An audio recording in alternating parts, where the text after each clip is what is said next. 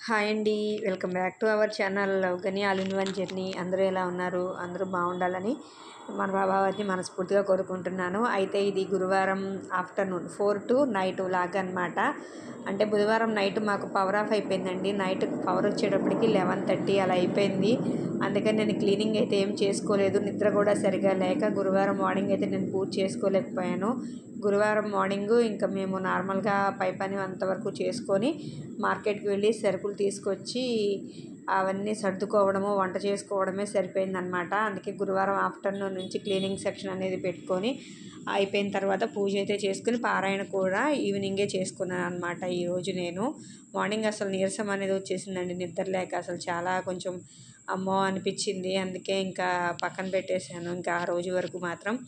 అయితే ఇంకా ఆఫ్టర్నూన్ భోజనాలు అవి అన్నీ అయిపోయిన తర్వాత గ్రాసరీస్ మొత్తం ఆ బాక్సుల్లో మొత్తం సర్దుకున్న తర్వాత కొంతసేపు అలా రిలాక్స్ అయ్యాను. ఒక 10 మినిట్సే, ఎక్కువ టైం కూడా లేదండి. మళ్ళీ పడుకుంటే పని ఉన్నగా పడుకుంటే అదే గుర్తొస్తూ ఉంటుంది. మనస్ఫూర్తిగా కూడా ఉండలేము. ఆ పైగా అసలు మాకు 3:30 ఆ టైంకి అసలు వర్షం వచ్చేసేలాగా మబ్బు పట్టింది. వాన లేదు, గాలి లేదు, కానీ పిడుగులు పడ్డ సౌండ్ అయితే వచ్చిందనమాట. వాటికి ఇంకా మాకు భయమేసి ఇంక నిద్ర కూడా పట్టకపోవడం ఎందుకు వేస్ట్ అని చెప్పనేసి లేచి నా వర్క్ అయితే స్టార్ట్ చేశాను.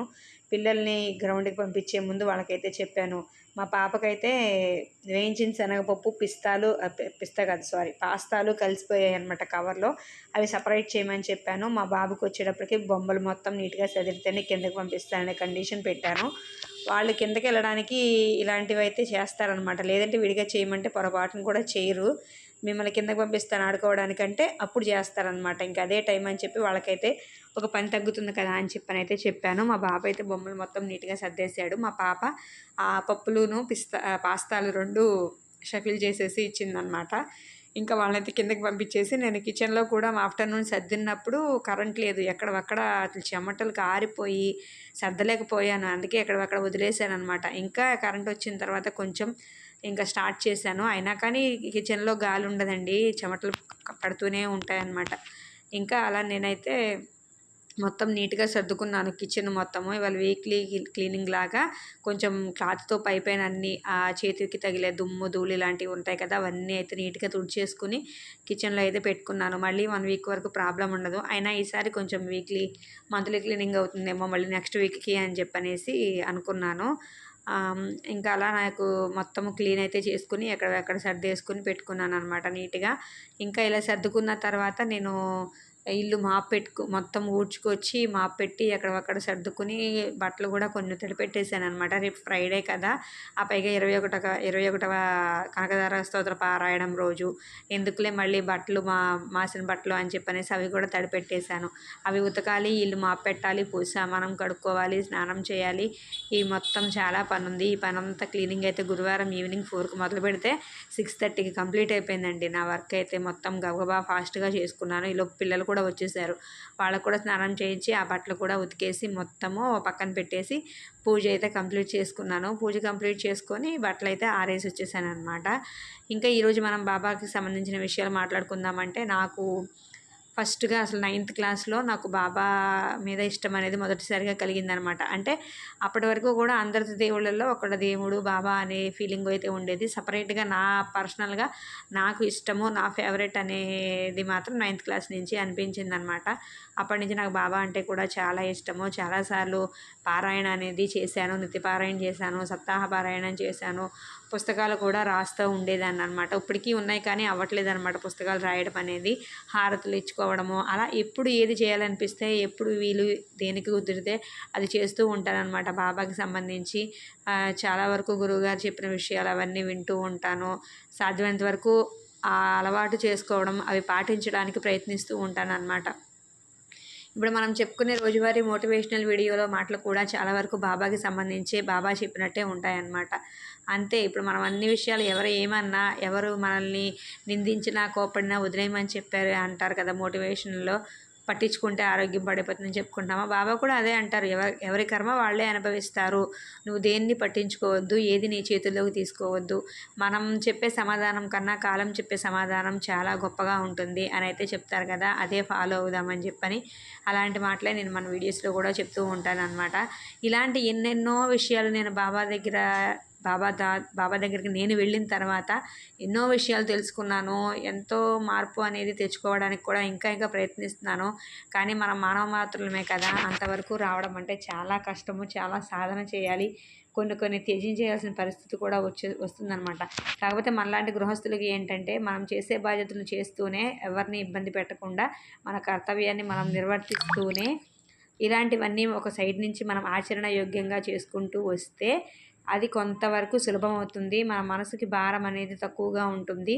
మనం ఇంకా ఆధ్యాత్మిక విషయాలు ఎన్నో నేర్చుకోగలుగుతాం. బాబావారి జీవిత చరిత్ర చదివితే చాలండి, ఎన్నో విషయాలు మనకు తెలుస్తాయి. మీ దగ్గర చరిత్ర బుక్ ఉంటే కంపల్సరిగా రోజుకొక అధ్యాయం చదువుకోండి. నిత్యపారాయణకి ఎలాంటి నియమాలు అయితే లేవండి. మామూలుగా ఉదయం స్నానం చేసి దీపం పెట్టుకుంటాం కదా, లేదంటే ఈవినింగ్ స్నానం చేసి పెట్టుకుంటాం కదా, అలా దీపం పెట్టుకున్న వెంటనే ఒక అధ్యాయం చదివేసుకుంటే అయిపోతుంది.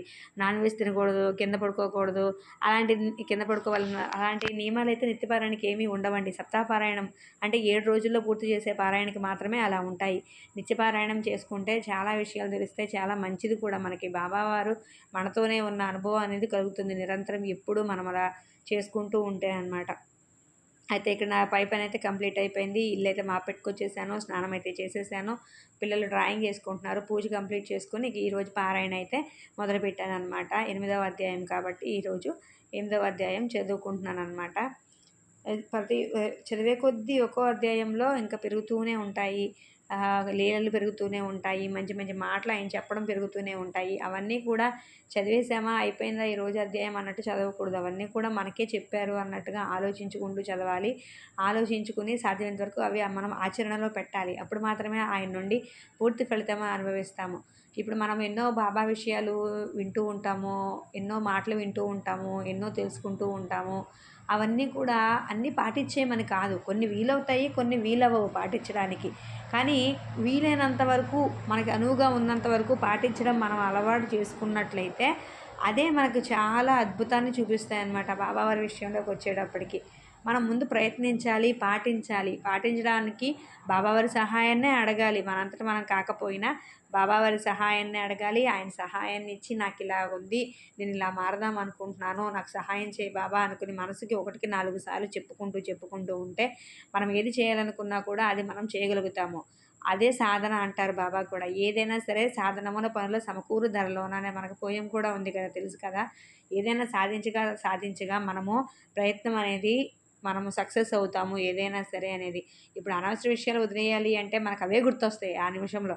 అవి పోవు. నన్నే ఆలోచించు అన్నట్టు వస్తాయి. లేదంటే ఏదైనా చెవిన పడిందంటే అది త్వరగా మనసులోంచి పోదు, పాతుకుపోతుంది. కానీ అలాంటివన్నీ ఉండకూడదు అనాలంటే మనం వేరొక పనిని ఎతుక్కోవాలి. అందుకే మనం అనుకుంటాం ఇలాంటి పుస్తకాలు చదువుకోవడం లాంటివి అయితే చాలా మంచిది, అలాంటివి చేయొచ్చు అని చెప్పనేసి. ఇక్కడైతే మధ్య మధ్యలో మా పిల్లలు నన్ను ఏదో ఒకటి అడుగుతూ ఉంటారనమాట. మార్నింగ్ అంటే లేవరు కదా, ప్రశాంతంగా చదువుకునేదాన్ని. ఇప్పుడు ఎన్నో డౌట్లు వస్తూ ఉంటాయి. ఎప్పుడు లేని వాళ్ళు అప్పుడే కదుపుతూ ఉంటారనమాట నన్ను చదువుకోనీయకుండా.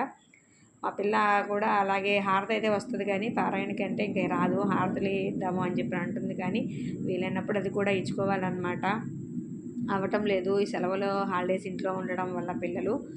ఇంకా అలా మనము ఎన్నో విషయాలు బాబావారి గురించి మాట్లాడుకుందాము. ఈరోజు గురువారం కాబట్టి నాకు ఇవాళ చెప్పాలనిపించింది. బాబాని నమ్ముకున్న వాళ్ళు ఎప్పుడూ అన్యాయం అవ్వరు. సమయం పట్టినా లేట్ అయినా ఆ బాబా వారిని కాచి కాపాడుతూనే ఉంటారు. మనం బాబా చేయి వదిలినా బాబా మన చేయి వదలరు అని నమ్మకం పెట్టుకోవాలి అందరూ కూడా. బాబావారి మీద భక్తి శ్రద్ధ సబూరి అనేది అందరికీ కలగాలని నేనైతే కోరుకుంటున్నానండి. మన ఛానల్లో ఉన్న సాయి బంధువులందరూ కూడా బాగుండాలి, అందరికీ బాబావారి ఆశీస్సులు ఎల్లవేళలా ఉండాలని అయితే నేను మనస్ఫూర్తిగా కోరుకుంటున్నాను. ఈరోజు వీడియోలో అయితే ఇలా బాబావారి గురించి మాట్లాడుకున్నాము. ఈరోజు పారాయణ అయితే కంప్లీట్ అయిపోయింది. ఇంకా బాబావారికి అయితే హారతి ఇచ్చేసాను అనమాట. హారతి ఇచ్చేటప్పుడు నేను స్వామి సాయినాథ్ ఆయన సాంగ్ ఉంటుంది కదా, హారతి పాట, కర్పూరము, ఆ మంగళం పాట అది పాడతాను అనమాట. అది అయిపోయిన తర్వాత ఇంకా అందరి దేవుళ్ళకి కర్పూరం ఇచ్చి నేను కూడా కర్పూర నీరాజనం అనేది తీసుకుంటాను. ఇంకా ఈ రోజుకి పారాయణం అయిపోయిందనమాట. మళ్ళీ రేపటికి కనకదార స్తోత్ర పారాయణం లాస్ట్ డే కాబట్టి నేను అరటిపళ్ళు, పూలు, జాజి పూల దండ అవన్నీ తెప్పించుకున్నాను. ఆ ఏకాదశి కూడా కలిసి వచ్చింది. చాలా అద్భుతమైన రోజు అనమాట రేపు. అందరూ లక్ష్మీనారాయణని పూజ చేయాలి. మనకున్న పరిస్థితులు, ఆర్థిక పరిస్థితులను కూడా చెప్పుకోండి. భగవంతుడు ఒక్కడే, వివిధ రూపాలు అంతే, అంతకుమించి ఏమీ లేదు. ఓకేనా? వీడియో నచ్చితే లైక్ చేయండి, మన ఛానల్ సపోర్ట్ చేయండి. మరి ఒక మంచి వీడియోతో కలుద్దాము. అంతవరకు బాయ్ బాయ్.